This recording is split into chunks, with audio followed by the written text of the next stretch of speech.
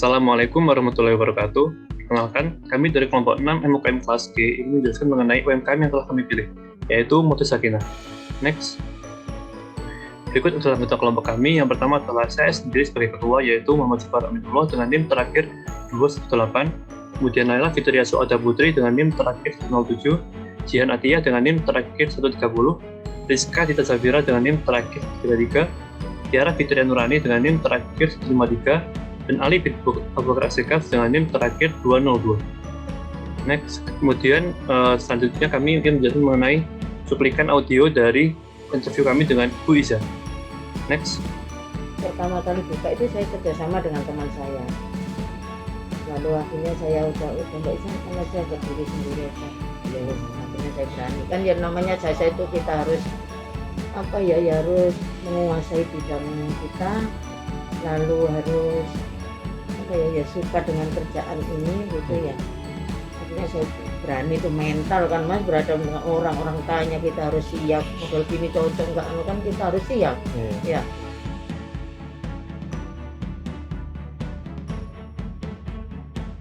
Selanjutnya yaitu identitas UMKM sebagai objek belajar. Nah, Mode Sakinah ini merupakan sebuah UMKM yang bergerak di bidang jasa penjahit baju muslim, seragam, dan acara lainnya yang didirikan oleh Ibu Iza Nurhayati.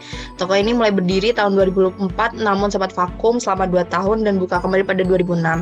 Dengan rata-rata omset penjualan sebelum pandemi mencapai 10 juta rupiah ke atas setiap bulannya. Dan untuk jumlah pegawainya di Mode Sakinah ada 7 orang saat toko ramai pengunjung. Akan tetapi saat pandemi ini jumlah pegawai menurun jadi 3-4 orang.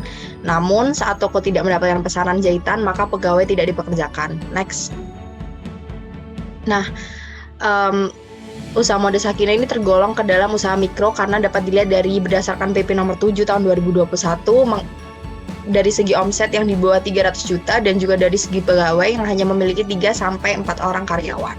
Dan alasan kelompok kami dalam memilih UMKM ini adalah karena Indonesia yang mana mayoritas muslim, yang mana banyak berjualan baju takwa dan dibutuhkan jasa penjahit. Ditambah lagi dengan semakin majunya dunia internet, tren pakaian muslim saat ini sedang diminati banyak orang, khususnya umat muslim. Next.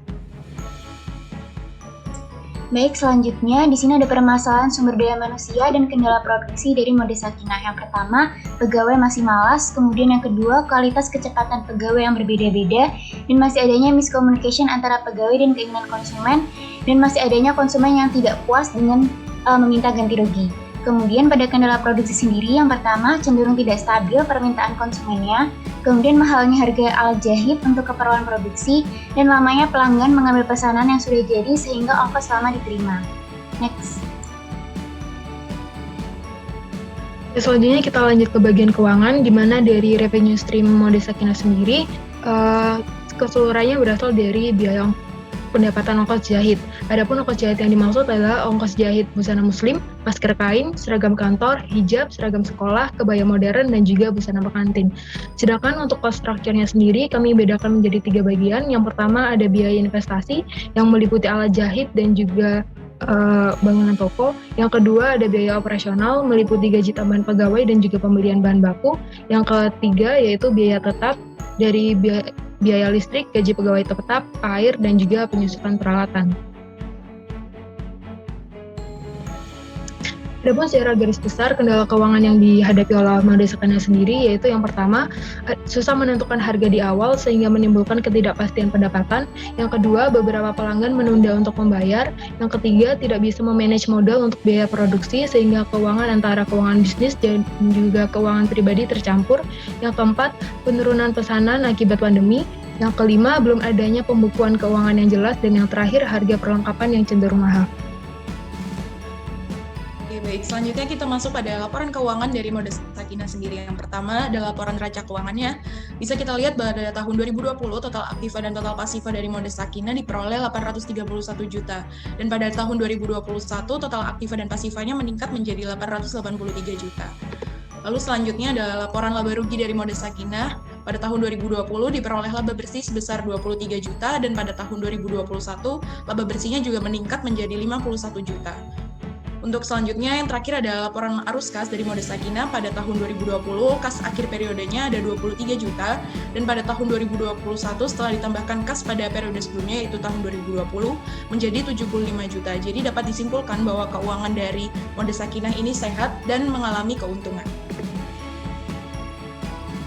Baik, selanjutnya mengenai analisis SWOT. Yang pertama adalah strength atau kekuatan, yaitu dari Mode Sakinah sendiri adalah yang terjangkau, tepat waktu dengan pengerjaan, dan yang kemudian adalah kualitas bagus sesuai dengan permintaan. Weakness atau kelemahan dari mereka adalah tidak menyediakan pemesanan melalui aplikasi online. Yang kedua adalah pendapatan tidak tetap, dan yang ketiga adalah beberapa mesin jahit masih menggunakan mesin jahit yang lama. Next. Kemudian opportunity, yaitu yang pertama adalah tidak adanya pesaing di tempat sekitar, yang kedua adalah masih ada peluang untuk mengembangkan usaha di bidang digital, dan yang ketiga adalah pandemi mulai menurun. Kemudian threat adalah semakin berkembangnya online shopping dengan harga yang lebih murah daripada penjahit baju. Yang kedua adalah persaingan harga dengan pesaing, yang ketiga adalah kebiasaan masyarakat yang lebih memilih membeli jadi daripada menjahit. Next. Selanjutnya ada matriks strategi. Yang pertama adalah strain and drought. Poin pertama, mempertahankan ongkos jahit yang murah dan bersaing dengan jasa jahit lainnya. Yang kedua, memaksimalkan keahlian pegawai untuk membuat hasil yang sesuai dengan keinginan pelanggan agar pelanggan cocok dan berlangganan untuk menjadi Mode Sakinah. Yang kedua adalah weakness and opportunity. Sebaiknya membuat jasa jahit secara online dan pemasaran lebih luas. Selanjutnya, memaksimalkan pemasaran pada saat musim lebaran agar adanya pemasukan tambahan sehingga dapat menjaga finansial bila tidak ada pemasukan yang tetap. Next. Yang selanjutnya adalah strength and opportunity, mencoba untuk mengembangkan usaha di bidang digital, terus menerima lebih banyak pesanan dalam momen hari raya. Selanjutnya meningkatkan kualitas agar rekomendasi diberikan oleh pelanggan. Terus yang weakness and third, perhitungan dalam melakukan perhitungan kebutuhan dalam suplai bahan baku, melakukan pemasaran secara online untuk memperluas jangkauan market, mengikuti tren-tren model, dan melakukan modifikasi sehingga menjadi ciri khas. Next. Sekian dari kelompok kami. Terima kasih.